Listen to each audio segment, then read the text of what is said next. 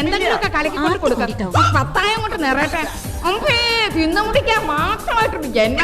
നിങ്ങൾ വേറെ തല പിടിക്കല്ലേ?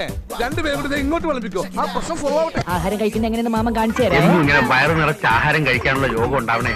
ആക്രാന്തം കാണിക്കാതെ. ഇത് ആരും എടുത്തോണ്ട് പോകുന്നില്ല. ഒന്ന് പതുക്കത്തില്ല. ജീവിതത്തിൽ ഒരിക്കലും മട്ടക്കാത്തൊരു പരിപാടി ഉണ്ട്, ഊണ് കഴിക്കല്. ഇപ്പൊ ഞാൻ എത്ര പേർത്തില്ലേ, എനിക്കൊരു ബോറടിയില്ല. നന്നായിട്ടുണ്ട്. ഇവിടെ ഈ വെജിറ്റേറിയൻ ഫുഡ് മാത്രമേ കിട്ടുകയുള്ളൂ. Chicken 65, tandoori 25, mutton 85.